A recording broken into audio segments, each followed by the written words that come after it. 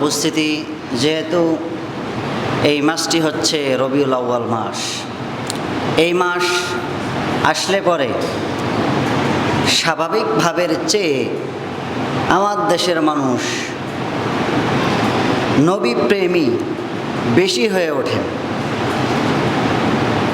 যেমন মিলাদ শরীফ পড়া, কিয়াম করা, জশ্নে জুলুস করা, বিভিন্ন নবীজির জীবনী আমরা উপলব্ধি করার চেষ্টা করি বা নবীজির জীবনী নিয়ে আলোচনা করার চেষ্টা করি। বাকি 11টি মাস ওইভাবে নবীর জীবনকে আমাদের জীবন আদর্শ হিসেবে যে গ্রহণ করতে হবে সেইভাবে আমরা অনেকেই দেখি না, কিন্তু এই মাস আসলে এই মাসের মধ্যে আমরা পড়ে থাকি।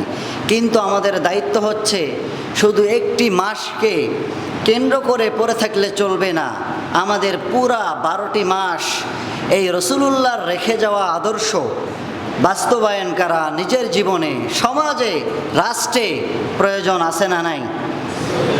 আছে। এই নবীজির জীবন আদর্শ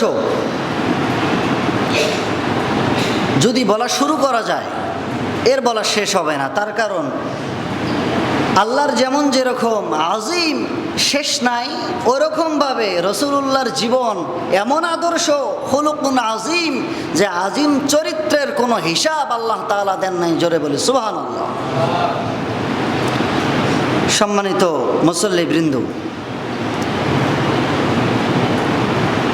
তিনি যেই পৃথিবীতে এসেছেন 570 খ্রিস্টাব্দে, মতান্তরে 571 খ্রিস্টাব্দে, এই 570 খ্রিস্টাব্দে এমন একটি ফুল পৃথিবীর মধ্যে ফুটলো, পুষ্পপিত হলো, যেই ফুলের ঘ্রাণে পৃথিবীর সমস্ত ফুলের ঘ্রাণ ম্লান হয়ে গেল। এমন একটি ফুল ফুটলো যেই ফুলের সৌন্দর্য প্রজাপতির ডানার সৌন্দর্য কম হয়ে গেল। যেই ফুল 570 খ্রিস্টাব্দে পুষ্পপিত হলো, পৃথিবীবাসীর জন্য আল্লাহ তাআলা ফুটালেন, সেই ফুলের আদর্শ, সেই ফুলের মাহাত্ম্য, সেই ফুলের চারিত্রিক বর্ণনা যা কিয়ামত পর্যন্ত করে আমরা শেষ করতে পারবো না। সেই ফুলটি যদি, সে আদর্শ যদি পৃথিবীতে না আসতো, তিনি যদি না আসতেন, তাহলে পৃথিবীতে সভ্য শব্দ বলতে যে একটা শব্দ আছে, সেই শব্দটি পৃথিবীর কোনো ডায়েরির মধ্যে খুঁজে পাওয়া যেত না। তিনি যদি পৃথিবীর মধ্যে না আসতেন, তাহলে এই পৃথিবী হতো পশুর বিচরণ ক্ষেত্র।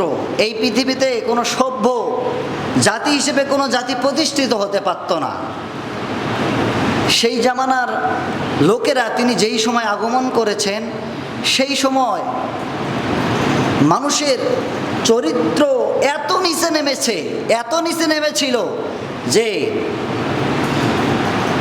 বিবাহ করে নিয়ে এসেছে, বিবাহ করে নিয়ে আসার পর তার স্ত্রী সন্তান সম্ভবা হয়েছে।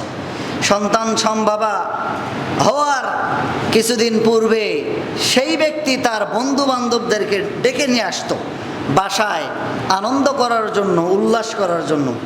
কি দিয়ে আনন্দ করবে, উল্লাস করবে কি দিয়ে?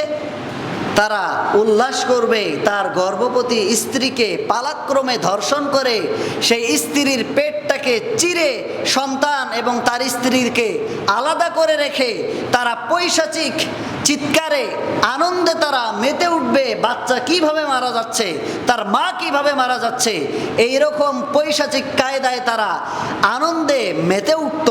কোনো সভ্য কোনো জাতি এরকমভাবে কোনো জিনিসকে উদযাপন কি করতে পারে? কথা বলেন না কেন, পারে? সেই অসভ্যের যুগে সভ্যতার কোনো বালায় ছিল না। সেই সময় আল্লাহ সুবহানাহু ওয়া তাআলা বিশ্ব মানবতার মুক্তির জন্য, বিশ্ব মানবতার মুক্তির অতন্ত প্রহরী, মানবতার মুক্তির দূত, রহমাতাল লিল আলামিন, সাইয়্যিদুল মুরসালিন সাইয়্যিদুল কাউনাইন, আমার আপনার নবীজিকে শুধু আমাদের জন্য নয়, গোটা পৃথিবীবাসীর জন্য আল্লাহ সুবহানাহু ওয়া তাআলা রহমত করে পৃথিবীর মধ্যে প্রেরণ করেছেন। জোরে বলি সুবহানাল্লাহ।